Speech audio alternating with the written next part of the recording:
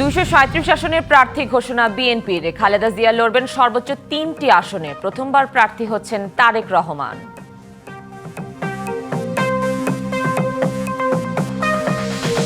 বিএনপির 237 প্রার্থীর তালিকায় নেই কয়েকজন গুরুত্বপূর্ণ নেতা। সেলিমা রহমান, নজরুল ইসলাম খান, রিপন ও দুদু অন্যতম।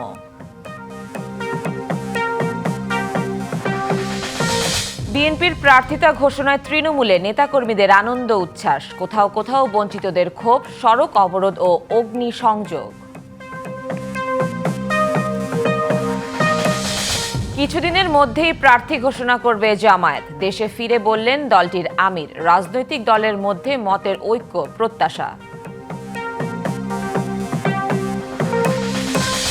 বাড্ডা, ভাটারা, রামপুরা নিয়ে গঠিত ঢাকা 11 আসনে থেকে প্রতিদ্বন্দ্বিতা করবেন নাহিদ ইসলাম। 300 আসনেই প্রার্থী প্রস্তুত এনসিপির। স্বাগত ডিবিসি সংবাদে। দেখছিলেন মার্কেন্টাইল ব্যাংক সংবাদ শিরোনাম। আপনাদের সাথে আছি আমি সুনন্দা রায়চৌধুরী। এবার জানাবো খবরের বিস্তারিত। আগামী সংসদ নির্বাচনের জন্য 237টি আসনের প্রার্থী ঘোষণা করেছে বিএনপি। 17 বছর পর প্রার্থী হলেন দলের চেয়ারপারসন বেগম খালেদা জিয়া। বাবার বাড়ি, শ্বশুর বাড়ির সঙ্গে এবার জন্মস্থানে ভোট করবেন তিনি। লড়বেন ফেনী 1, দিনাজপুর 3 এবং বগুড়া 7 আসনে। আর মায়ের পুরনো আসন বগুড়া 6 প্রথমবার নির্বাচন করবেন বিএনপির ভারপ্রাপ্ত চেয়ারম্যান তারেক রহমান। দলের স্পটলাইট থেকে দীর্ঘদিন দূরে থাকা অনেকে আছেন প্রার্থী তালিকায়। প্রবীণদের প্রাধান্য দেওয়ার পাশাপাশি তরুণরাও আছে বিএনপির প্রার্থী তালিকায়। গত 2 সপ্তাহ ধরে গুলশানে বিএনপি চেয়ারপারসনের কার্যালয়ে ত্রয়োদশ জাতীয় সংসদ নির্বাচনে মনোনয়ন প্রত্যাশীদের আসা যাওয়ার পাশাপাশি বিভিন্ন বিভাগের প্রার্থীদের ডেকে ভিডিও কনফারেন্সে কথা বলেন তারেক রহমান। শীঘ্রই পর্যায়ক্রমে বিভিন্ন আসনে বিএনপির মনোনীত দলীয় প্রার্থীদের দলের মনোনয়ন যেই পাক সবাইকে ধানের শীষের পক্ষে কাজ করার বার্তা দেন তারেক রহমান। দল যাকেই যে আসনে নমিনেশন দেবে, বাংলাদেশ জাতীয়তাবাদী শক্তিতে বিশ্বাসী প্রতিটি মানুষ দয়া করে কাজ করবেন। অনানুষ্ঠানিকভাবে সবুজ সংকেত পাওয়া কিছু প্রার্থীর তথ্য আসলেও এ নিয়ে চলছিল নানা জল্পনা কল্পনা। এমন পরিস্থিতিতে সোমবার দুপুরে গুলশানে বৈঠকে বসে বিএনপি স্থায়ী কমিটি। লন্ডন থেকে ভার্চুয়ালি যুক্ত হন দলের ভারপ্রাপ্ত চেয়ারম্যান তারেক রহমান। এরপর বেলা 3:30টায় দলের বিভাগীয় সাংগঠনিক সম্পাদকদের সাথে শুরু হয় দ্বিতীয় দফার বৈঠক। রুদ্ধদ্বার এই 2 পর্বের বৈঠক শেষে বিকেল 5:30টার দিকে সংবাদ সম্মেলনে আসে বিএনপি স্থায়ী কমিটি। রংপুর 1 মোকাররম হোসেন সুজন, রংপুর 2 মোহাম্মদ আলী সরকার। এ সময় 237টি আসনে প্রার্থীর নাম ঘোষণা করেন দলের মহাসচিব মির্জা ফখরুল ইসলাম আলমগীর। আমাদের সঙ্গে যারা যুগপৎ আন্দোলন করেছেন তাদের যে সমস্ত আসনে তারা আগ্রহী, সেই সমস্ত আসনগুলোতে আমরা কোনো প্রার্থী দেইনি। বিএনপি চেয়ারপারসন বেগম খালেদা জিয়া ভোটে লড়ছেন দিনাজপুর 3, বগুড়া 7 ও ফেনী 1 আসন থেকে। দিনাজপুর 3 বেগম খালেদা জিয়া, দিনাজপুর সদর থেকে বেগম খালেদা জিয়া। দলের ভারপ্রাপ্ত চেয়ারম্যান তারেক রহমান প্রথমবার লড়বেন বগুড়া 6 আসন থেকে। বগুড়া 6 তারেক রহমান। ঠাকুরগাঁও 1 আসনে নির্বাচন করবেন বিএনপি মহাসচিব মির্জা ফখরুল ইসলাম আলমগীর। এছাড়া দিনাজপুর 6 ডাক্তার এজেডএম জাহিদ হোসেন, ভোলা 3 অবসরপ্রাপ্ত মেজর হাফিজউদ্দিন আহমেদ, ঢাকা 3 গয়েশ্বরচন্দ্র রায়, ঢাকা 8 মির্জা আব্বাস, কুমিল্লা 1 ডক্টর খন্দকার মোশাররফ, নরসিংদী 2 ডক্টর আব্দুল মঈন খান, চট্টগ্রাম 10 আমির খসরু মাহমুদ চৌধুরী, কক্সবাজার 1 সালাউদ্দিন আহমেদ ও সিরাজগঞ্জ 2 ইকবাল হাসান মাহমুদ চুকু। হেভিওয়েট প্রার্থীদের মধ্যে নেত্রকোনা 4 লুৎফুজ্জামান বাবর, ঢাকা 2 আমানুল্লাহ আমান, কিশোরগঞ্জ 4 ফজলুর রহমান, ময়মনসিংহ 1 সৈয়দ ইমরান সালে প্রিন্স, নোয়াখালী 1 মাহবুবউদ্দিন খোকন, নোয়াখালী 3 বরকতুল্লাহ বুলু, লক্ষ্মীপুর 3 শহীদুদ্দিন চৌধুরী আনি, চাঁদপুর 1 এহসানুল হক মিলন, ঢাকা 16 আমিনুল হক ও চট্টগ্রাম 7 হুমাম কাদের চৌধুরী। এছাড়া ঢাকা 12 সাইফুল আলম নীরব, ঢাকা 6 ইশরাক হোসেন, ঢাকা 14 সানজিদা ইসলাম তুলি, ঢাকা 19 ডাক্তার দেওয়ান সালাউদ্দিন, কক্সবাজার 4 শাহজাহান চৌধুরী, চট্টগ্রাম 1 নুরুল আমিন, চট্টগ্রাম 13 সরর জামাল নিজাম, ফরিদপুর 2 শামাওয়েদ ও টাঙ্গাইল 8 আসনে আহমেদ আজম খান। এদিকে ঠাকুরগাঁও 2, দিনাজপুর 5, নীলফামারী 1 ও 3, বগুড়া 2, লালমনিরহাট 2, ঢাকা 7, 9, 10, 13, 17, 18 ও 20 সহ মোট 63 আসনে প্রার্থীর নাম ঘোষণা করেনি বিএনপি। দলের প্রয়োজনে এই তালিকা যে কোনো সময় পরিবর্তন হতে পারে বলে জানান বিএনপি মহাসচিব মির্জা ফখরুল ইসলাম আলমগীর। এর মধ্যেও কিন্তু পরিবর্তন হতে পারে। সাব্বির রোজ, ডিবিসি নিউজ, ঢাকা। বিএনপি ঘোষিত 237 জনের প্রার্থী তালিকায় রয়েছেন 10 জন নারী প্রার্থী। এর মধ্যে খালেদা জিয়া 3টি আসনে নির্বাচন করবেন। অন্য যেসব নারীরা মনোনয়ন পেয়েছেন তারা হলেন নাটোর 1 আসনে ফারজানা শারমিন, যশোর 2 সাবিরা সুলতানা, ঝালকাঠি 2 ইশরাত সুলতানা ইলেন ভুট্টো, শেরপুর 1 সানসিলা জেবরিন, মানিকগঞ্জ 3 আফরোজা খান রীতা, ঢাকা 14 সানজিদা ইসলাম তুলি, ফরিদপুর 2 শামা ওবায়দ ইসলাম, ফরিদপুর 3 নওয়াব ইউসুফ আহমেদ, সিলেট 2 আসনে ইলিয়াস আলীর স্ত্রী তাহসিনা রুশদি।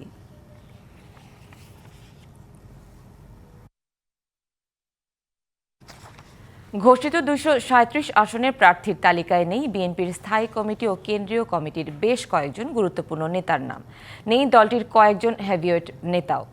প্রার্থী তালিকায় নেই বিএনপির স্থায়ী কমিটির সদস্য নজরুল ইসলাম খান। বেগম সেলিনা রহমানের নাম প্রার্থী তালিকায় নেই সিনিয়র যুগ্ম মহাসচিব রুহুল কবির রিজভী, যুগ্ম মহাসচিব হাবিবুন নবী সোহেল, সদ্য মনোনীত যুগ্ম মহাসচিব হুমায়ুন কবিরের নামও। নেই বিএনপি চেয়ারপারসনের উপদেষ্টা আব্দুস সালাম, মোজাম্মেল হোসেন আলাল, আমিনুর রশিদ ইয়াসিনের নাম। দলটির ভাইস চেয়ারম্যান আসাদুজ্জামান রিপন ও শামসুজ্জামান দুদুও নেই প্রার্থী তালিকায়। নেই রুমিন ফারহানার নামও।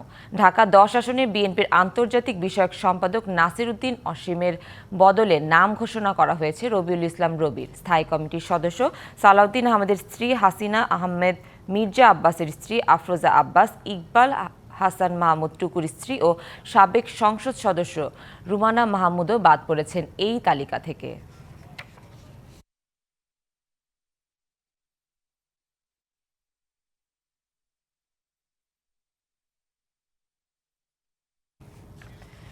বিএনপির মনোনয়ন পাওয়ায় দলের প্রতি কৃতজ্ঞতা জানিয়েছেন প্রার্থীরা। স্থানীয় নেতাকর্মীদের সংগঠিত করে ধানের শীষের বিজয় নিশ্চিতের প্রত্যাশার কথাও জানান তারা। 237 আসনের বিএনপির প্রার্থী ঘোষণার পর দেশের বিভিন্ন জায়গায় নেতাকর্মী ও সমর্থকদের মাঝে দেখা গেছে উচ্ছ্বাস ও আনন্দ। সোমবার বিকেলে আসন্ন জাতীয় সংসদ নির্বাচনে মোট 237টি আসনের সম্ভাব্য প্রার্থীর নাম ঘোষণা করে বিএনপি। 17 বছর পর প্রার্থী হলেন দলের চেয়ারপারসন বেগম খালেদা জিয়া। বাবার বাড়ি শ্বশুর বাড়ির সঙ্গে এবার জন্মস্থানে ভোট করবেন তিনি। লড়বেন ফেনী 1, দিনাজপুর 3 এবং বগুড়া 7 আসনে। আর মায়ের পুরনো আসন বগুড়া 6-এ প্রথমবার নির্বাচন করবেন বিএনপির ভারপ্রাপ্ত চেয়ারম্যান তারেক রহমান। চট্টগ্রামের 16টি আসনের মধ্যে 10টি আসনে প্রার্থী ঘোষণা করেছে বিএনপি। 10টি আসনের মধ্যে প্রথমবারের মতো মনোনয়ন পেয়েছেন 7 জন। বাকি 5 আসনে প্রার্থীর নাম পরবর্তীতে ঘোষণা করা হবে। এদিকে দলীয় প্রার্থীদের নাম ঘোষণার পর থেকেই সিলেটে বিএনপির নেতাকর্মীদের মধ্যে বইছে আনন্দের বন্যা। সিলেট 6 আসনের প্রার্থী অ্যাডভোকেট ইমরান আহমেদ চৌধুরী জানান, নির্বাচিত হলে এলাকার নদী ভাঙন, বন্যা, রাস্তাঘাট ও স্বাস্থ্য ব্যবস্থার উন্নয়নে কাজ করে যাবেন। নদী ভাঙন একটা বিশাল সমস্যা। আমি কিছুদিন আগে নদী ভাঙনগুলো দেখেছি, মানুষের রাস্তাঘাট তলিয়ে যাচ্ছে, কিন্তু কোনো কাজ হয় না। রাস্তাঘাটের একটা সমস্যা তো প্রকটভাবে আছে।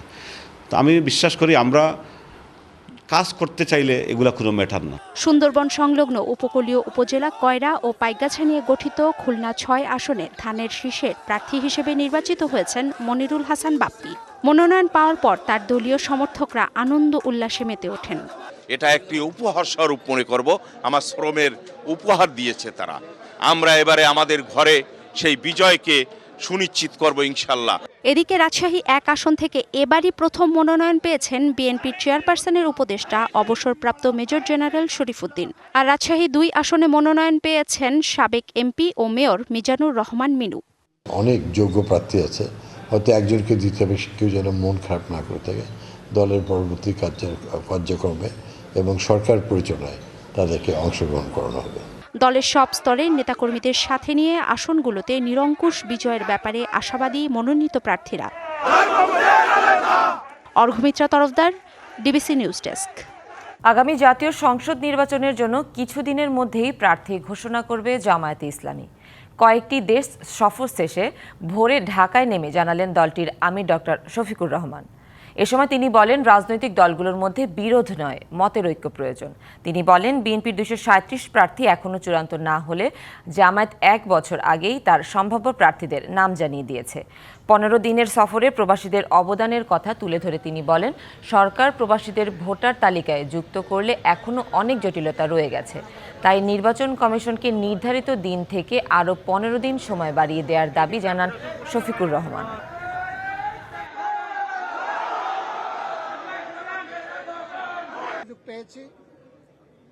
আমাদের মধ্যে মতানৈক্য হোক, তবে দোয়া করেন মত বিরোধ যেন না হয়। মতের ভিন্নতা থাকবে, এটাই গণতন্ত্রের সৌন্দর্য। আমরা কিন্তু 1 বছর আগেই প্রায় এই তালিকা বিভিন্নভাবে আঞ্চলিকভাবে আমরা এটা জানিয়ে দিয়েছি। চূড়ান্ত তালিকাটা সময় মতো আমরা ইনশাল্লাহ কেন্দ্রের পক্ষ থেকে ঘোষণা করব। দেশের দক্ষিণ পশ্চিমাঞ্চলের 21 জেলার অন্যতম প্রবেশদ্বার দৌলতদিয়া পাটুরিয়া নৌ রুট। তবে ভাঙন আর নাব্য সংকটে দৌলতদিয়ার 7টির মধ্যে 5টি ঘাটই এখন বন্ধ। তাতে ব্যাহত হচ্ছে ফেরি ও লঞ্চ চলাচল। দীর্ঘ যানজটে পড়ে ভোগান্তিতে পড়তে হচ্ছে যাত্রী ও চালকদের। তবে কর্তৃপক্ষের আশ্বাস, খুব দ্রুতই অন্তত 2টি ঘাট চালু করা হবে। ট্রাক ও বাসের এই দীর্ঘ সারির চিত্র দৌলতদিয়ার ফেরিঘাটের। ফেরির অপেক্ষায় এভাবেই ঘন্টার পর ঘন্টা বসে থাকতে হয় বাস ও মালবাহী ট্রাককে। এমন অবস্থা সৃষ্টি হয়েছে ফেরিঘাট সংকটে। বছর 4 আগে ভাঙনে বিলীন হয় 1 ও 2 নম্বর ঘাট। এই 2টি ঘাট মেরামত না হতেই 2 বছর আগে ভেঙে যায় 5 ও 6 নম্বর ঘাট। এরপর থেকে সচল ছিল 3টি ঘাট, কিন্তু নাব্যতা সংকটে গত মাসে বন্ধ হয় 7 নম্বর ঘাটও। এখন কেবল সচল আছে 3 ও 4 নম্বর ঘাট। 7টির মধ্যে 5টি ঘাটই বন্ধ হয়ে যাওয়ায় বেড়েছে দুর্ভোগ। ফেরির অপেক্ষায় দীর্ঘ সময় বসে থাকতে হচ্ছে যাত্রী ও চালকদের। রাতে ঘাট আসে, অনেক গাড়ি এসে ঘুরে যায়, খুব ভোগান্তির মধ্যে যাত্রীরা থাকে। ফেরির তুলনায় বা ঘাটের তুলনায় যাত্রীর সংখ্যা বা গাড়ি অনেক জ্যামে পড়তেছে, যে কারণে যাত্রীর দুর্ভোগ হচ্ছে। আসে 3 ঘন্টা 4 ঘন্টা এমন দিন সারাদিনও লেগে যায়, জ্যামে আসি, আমাদের খুব ভোগান্তি হচ্ছে। সাম্প্রতিক এই ঘাট দিয়ে যান চলাচল বাড়লেও দীর্ঘদিনে অচল ঘাটগুলো পুনরায় চালু না হওয়ায় ক্ষুব্ধ যাত্রী ও চালকরা। 40 মিনিট বসে থাকে, তাদের অনেক কষ্ট হয়। মহিলা মানুষদের সবচেয়ে বেশি কষ্ট হয়। সন্ধ্যা 3টা-4টার পর থেকে রাতে অনেক যানজট থাকে। 4টি ঘাট আপনার নদী ভাঙনের কবলে পড়ে বন্ধ রয়েছে, যে কোনো সময় একটি ঘাট বন্ধ হয়ে যেতে পারে। ভোগান্তি কমাতে 2টি ঘাট সচলের চেষ্টা করা হচ্ছে বলে জানালেন সংশ্লিষ্টরা। মাঝে মাঝে হঠাৎ করে নদী ভাঙনের কবলে আমরা পড়ে যাই। এরকম একটা দুর্যোগ বা একটা জরুরি পরিস্থিতি মোকাবেলার জন্য আমি মনে করি সর্বমোট 4টি ঘাট থাকলে এটা আমাদের জন্য সহনীয়, স্বাভাবিক। 7 নম্বর ঘাটটাও আমরা ড্রেজিং দিয়ে শুরু করে দিয়েছি। 7 নম্বর ঘাটটা চালু হলে আমাদের এপার ওপার দূরত্ব অনেক কমে যাবে। আমরা চেষ্টা করতেছি যত দ্রুত সম্ভব আপনাদের সবগুলো চালু করার জন্য। দুর্ভোগ নিরসনে বন্ধ ফেরিঘাটগুলো দ্রুত সচল করা হবে এমন প্রত্যাশা যাত্রী ও চালকদের। BBC news desk. Dhaka Barishal মহাসড়কের উজিরপুরের বামরাইল এলাকায় একটি সেতুর গার্ডারে ফাটল ধরেছে। যে কোনো মুহূর্তে ধসে যেতে পারে সেতুটি। দুর্ঘটনার পাশাপাশি বিচ্ছিন্ন হতে পারে দক্ষিণাঞ্চলের সঙ্গে সড়ক যোগাযোগ। জোড়াতালি দিয়ে যোগাযোগ সচল রাখার চেষ্টা করছে সড়ক ও জনপথ বিভাগ।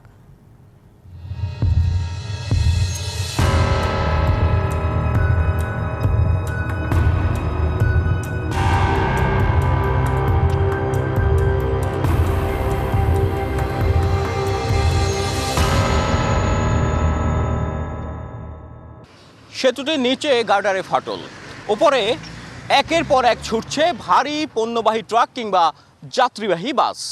যখন একটি বাস সেতুটি অতিক্রম করছে তখন যে ঝাঁকুনি দিচ্ছে সেটি নতুন কোনো বিপর্যয়ের অশনি সংকেত দিচ্ছে।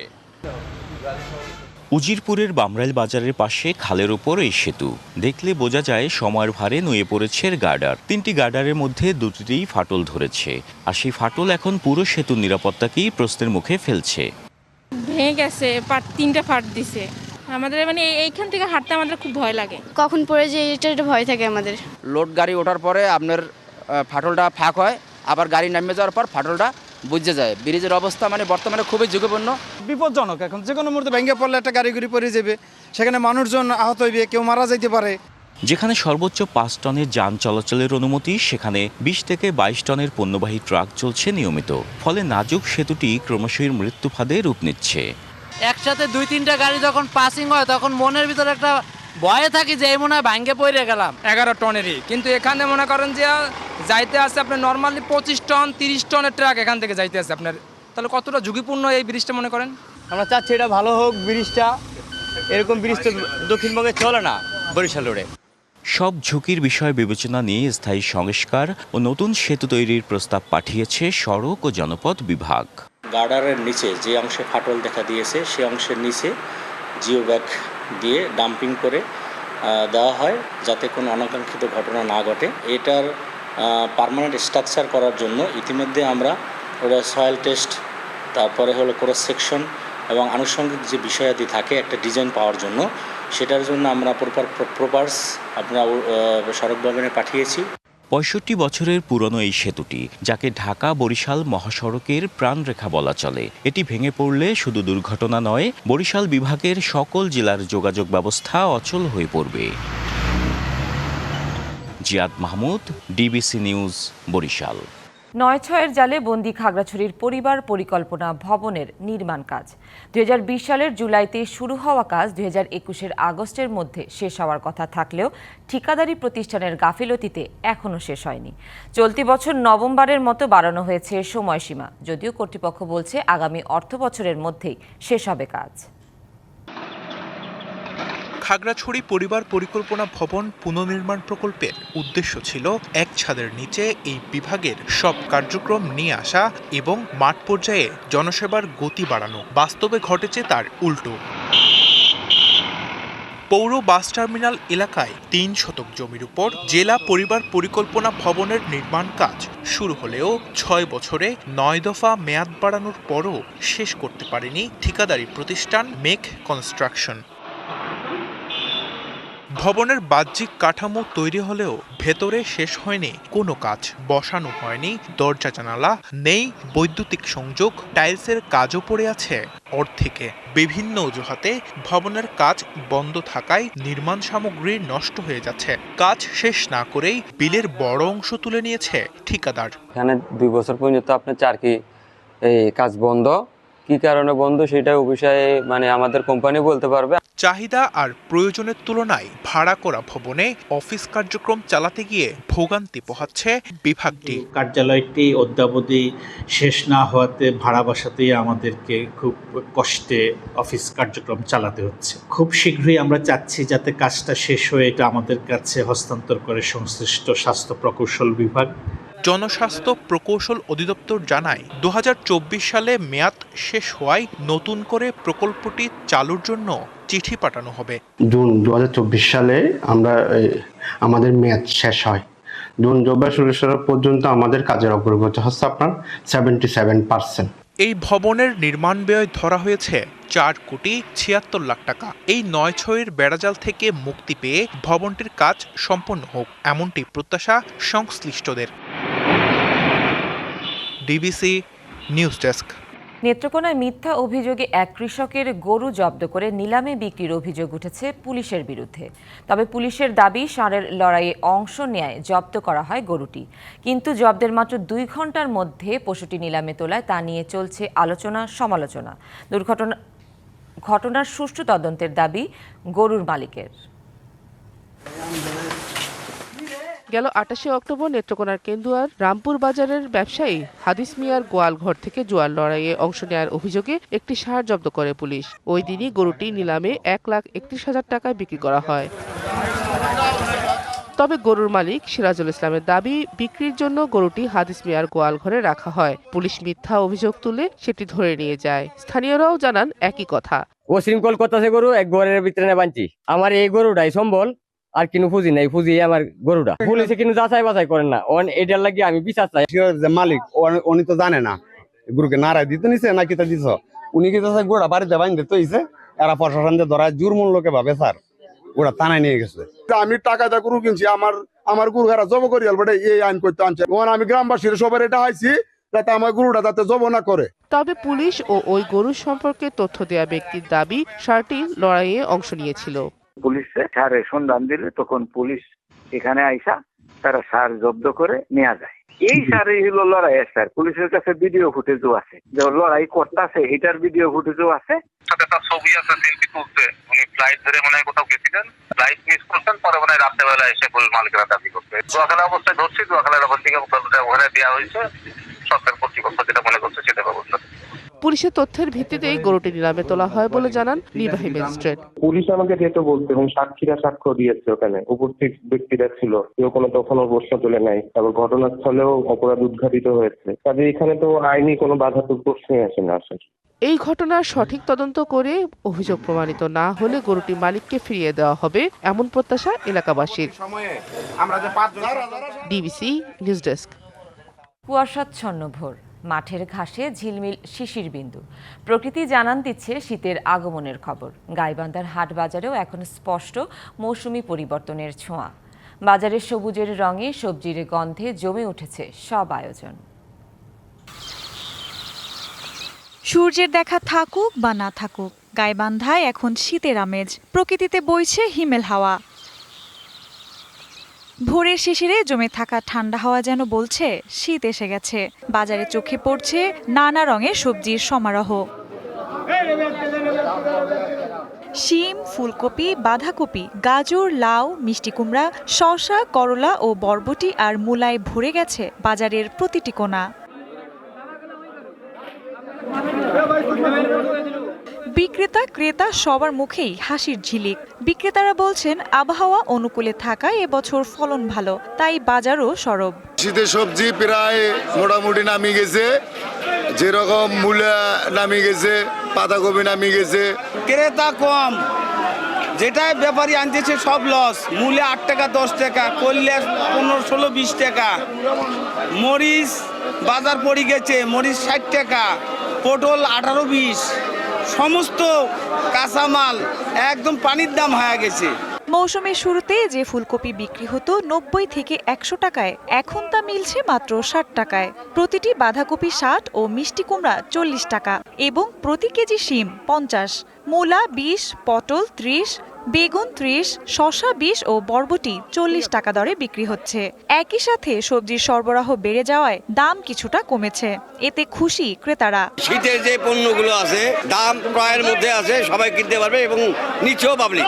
আগে এই লাউটা 50 টাকা দিয়ে নেওয়া লাগতো, এখন বর্তমানে 15 টাকা দিয়ে নিচ্ছি। করলে 30 টাকা 40 টাকা কেজি, পটল 20 টাকা 25 টাকা 30 টাকা কেজি। জেলার প্রায় 3000 কৃষককে প্রণোদনা হিসেবে শাকসবজি দেওয়া হয়েছে।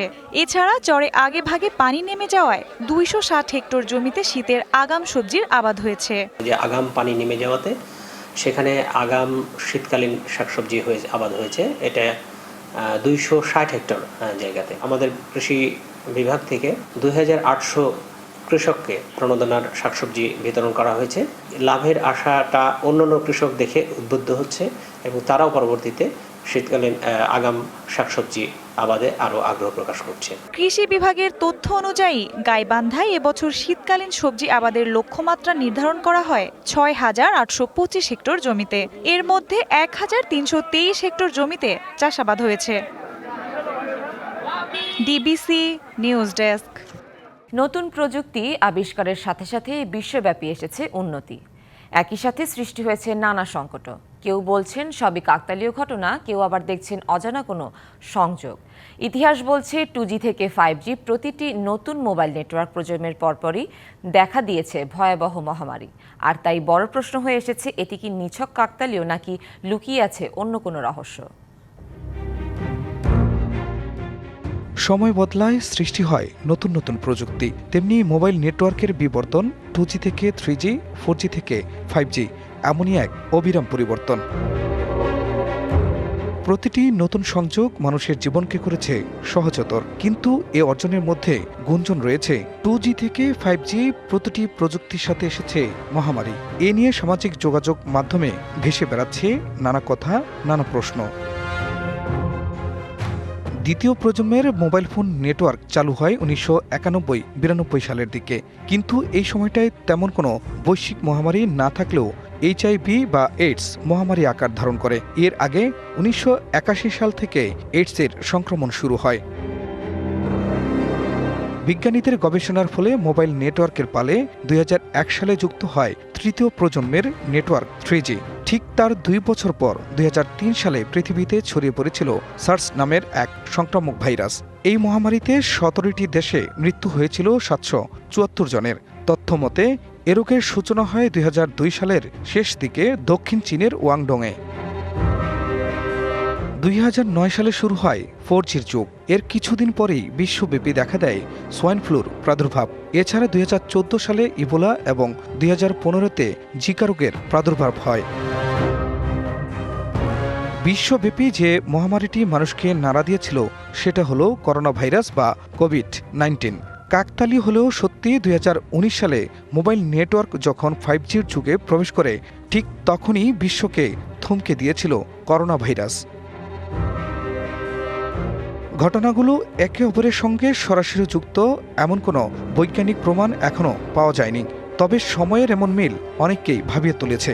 বিজ্ঞান বলছে ভাইরাসের উৎপত্তি প্রকৃতি ও মানবিক কর্মকাণ্ডের মিশ্রণে, কিন্তু সামাজিক যোগাযোগ মাধ্যমে ভেসে বেড়াচ্ছে নানা তত্ত্ব, নানা প্রশ্ন।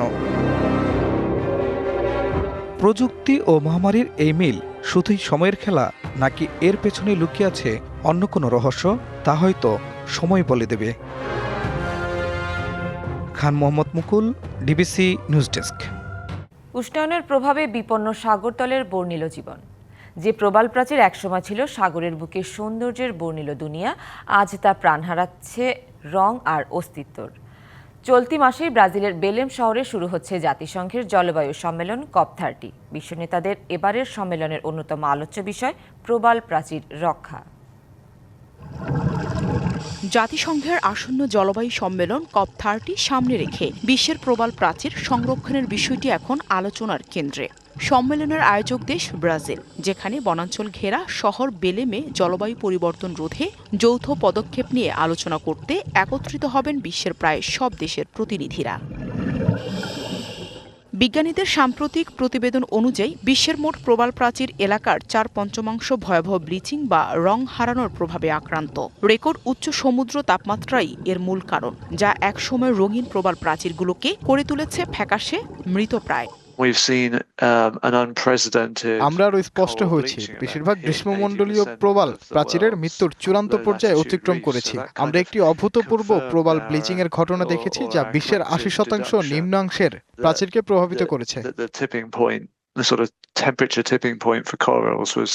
গেল বছরের অক্টোবরে জাতিসংঘ ও উপকূলীয় দেশগুলো সমুদ্র উষ্ণায়নের প্রভাবে প্রবাল প্রাচীর ধ্বংসের মুখে পড়ছে বলে সতর্ক করে। তা ঠেকাতে জরুরি অর্থায়ন ও বৈশ্বিক উদ্যোগ বাড়ানোর আহ্বান জানায়। এছাড়া বিশেষজ্ঞদের ব্যাখ্যা অনুযায়ী সমুদ্র জলের তাপমাত্রা অস্বাভাবিকভাবে বেড়ে গেলে প্রবাল তাদের শরীরে থাকা রঙিন শৈবাল বের করে দেয়। What happens with coral bleaching is that this প্রবাল ব্লিচিং এর ফলে যা ঘটে তা হলো প্রাণী এবং শৈবালের মধ্যে সম্পর্ক ব্যাহত হয়। তাই শৈবাল আর প্রবালের টিস্যুর মধ্যে থাকে না, এটিকে তার রং ছাড়াই রাখে এবং দুর্বল করে তোলে। শৈবালই প্রবালের প্রধান পুষ্টির উৎস, ফলে শৈবাল হারালে প্রবাল বেঁচে থাকতে পারে না, আর সমুদ্রের এই অনন্য প্রতিবেশ ব্যবস্থা পড়ে ধ্বংসের মুখে। বিশ্বজুড়ে বিজ্ঞানী ও পরিবেশ কর্মীরা এখন আশাবাদী বেলেম COP30 সম্মেলনে প্রবাল সংরক্ষণে আসবে অর্থায়ন ও আন্তর্জাতিক সহযোগিতার নতুন দিক নির্দেশনা। সমুদ্রের নিচের এই রঙিন পৃথিবী টিকিয়ে রাখতে এখনই দরকার সচেতনতা, বিজ্ঞান নির্ভর পদক্ষেপ। বাড়াতে হবে পৃথিবীর প্রতি মানুষের দায়িত্ববোধ। Nahida Rinthi, DBC news desk. Sirajganj পৌর এলাকার নানা জায়গায় ডাস্টবিনের পাশেই আবর্জনার ভাগাড়, দুর্গন্ধে অতিষ্ঠ পৌরবাসী। দীর্ঘদিন ধরে মেরামত না করায় নষ্ট হয়ে পড়েছে ডিজিটাল ডাস্টবিনগুলো। রাস্তায় ফেলা হচ্ছে ময়লা আবর্জনা। দুর্গন্ধ আর পরিবেশ নষ্টের পাশাপাশি রোগ জীবাণু ছড়িয়ে পড়ছে সবখানে। 150 বছরের পুরনো 15টি ওয়ার্ড নিয়ে সিরাজগঞ্জ পৌরসভা। কাগজে কলমে ক শ্রেণীর বলা হলেও সব সুযোগ সুবিধা থেকে বঞ্চিত পৌরবাসী। 4 বছর আগে আধুনিক বর্জ্য ব্যবস্থাপনার উদ্যোগ নেয় সিরাজগঞ্জ পৌরসভা। সেই লক্ষ্যে এসএস রোডের বড়বাজার, ভাসানী কলেজ মোড় ও থানার সামনে 3টি ডাস্টবিন বসানো হয়। তবে নির্মাণের কয়েক মাস পরেই ব্যবহারের অনুপযোগী হয়ে পড়ে ডাস্টবিনগুলো। আমরা যখনই যেতে যাই তখনই রাস্তায় ময়লা দুর্গন্ধ নাকে আসে, আর বৃষ্টির সময় বৃষ্টি নামলে এই ময়লাগুলোই সম্পূর্ণ রাস্তা জুড়ে যায়। সেখানে অনেক গন্ধ ছড়া, যার কারণে আমরা ওই জায়গায় চলাচল ফেরা অনেক অসুবিধা হয়। শহরের জনবহুল এলাকা নাজমুল চত্বর, পামতলা মোড় আর শ্রীনগর মোড়েও ডাস্টবিন না থাকায় নষ্ট হচ্ছে শহরের পরিবেশ। রোগ জীবাণু ছড়ানোর পাশাপাশি দুর্ভোগে পড়ছে পৌরবাসী ও পথচারীরা। ডাস্টবিনে যারা ময়লা ফেলে তারা আসলে ডাস্টবিনের ভিতরে না ফেলে রাস্তার মাঝে ফেলে চলে যায়, এর কারণে অনেক দুর্গন্ধ সৃষ্টি হয়। পৌরসভার অব্যবস্থাপনাকে দায়ী করে দ্রুতই ব্যবস্থা নেওয়ার দাবি শহরবাসীর। যারা ডাস্টবিনে ময়লা ফালাতে পারতেছে না, তারা রাস্তাঘাটে এই ময়লা আবর্জনাগুলো ফালাই দিচ্ছে। পৌর কর্তৃপক্ষের কাছে দাবি যে তারা যেন দ্রুত এটা দেখে এবং তারা পরিদর্শন করে যেন এটা সমাধানের চেষ্টা করে। দ্রুতই সব সমস্যার সমাধানে নেওয়া হচ্ছে ব্যবস্থা, আশ্বাস পৌর কর্তৃপক্ষের। আধুনিক বর্জ্য ব্যবস্থাপনার আওতায় সিরাজগঞ্জ পৌরসভাকে নিয়েছে। পৌরসভার কোনো রাস্তাঘাটে কোনো প্রকার ডাস্টবিন থাকবে না। আমরা বাড়ি বাড়ি থেকে ময়লা কালেকশন করব, সেকেন্ডারি স্টেশনে আমরা ফেলব।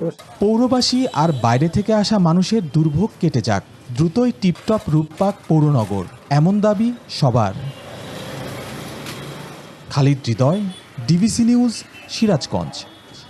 জোট করলেও ভোট করতে হবে নিজ দলের প্রতীকে। গণপ্রতিনিধিত্ব আদেশ বা আরপিও সংশোধন করে অধ্যাদেশ জারি করা হয়েছে। এ বিষয়ে বিএনপির আপত্তি জানালে তা বিবেচনায় নেয়নি নির্বাচন কমিশন। সোমবার আইন মন্ত্রণালয় এই অধ্যাদেশের গেজেট জারি করেছে। এর আগে 23 অক্টোবর উপদেষ্টা পরিষদের বৈঠকে আরপিও সংশোধন অধ্যাদেশের খসড়ার নীতিগত অনুমোদন হয়। এরপর জোট মনোনীত প্রার্থীকে নিজ দলের প্রতীকে ভোট করা নিয়ে বিএনপি আপত্তি তুললে জামায়াত ও এনসিপি 20 ধারার এ সংশোধন বহাল রাখার দাবি জানায়। এ আদেশে ত্রয়োদশ সংসদ নির্বাচনে একাধিক নিবন্ধিত দল জোট করলেও জোট মনোনীত প্রার্থী বড় দলের বা অন্য দলের প্রতীকে ভোট করতে পারবে না, নিজ দলের প্রতীকে ভোট করতে হবে। জাতিসংঘের যুক্তরাষ্ট্র বিরোধী সমালোচনাকে স্বাগত জানিয়েছেন ভেনেজুয়েলার প্রেসিডেন্ট নিকোলাস মাদুরো। জাতিসংঘ সম্প্রতি মার্কিন বিমান হামলার বিরুদ্ধে কড়া সমালোচনা জানায়। এ নিয়ে মাদুরো বলেন, এটি আন্তর্জাতিক ন্যায় বিচারের একটি গুরুত্বপূর্ণ বার্তা। রাশিয়ার সঙ্গে ভেনেজুয়েলার কৌশলগত সহযোগিতা আরও জোরদার হবে বলেও জানান তিনি। বলেন, দুই দেশই বহুপাক্ষিক বিশ্বের পক্ষে কাজ করছে, যেখানে কোনো একক শক্তি অন্য দেশের উপর আধিপত্য বিস্তার করতে পারে না।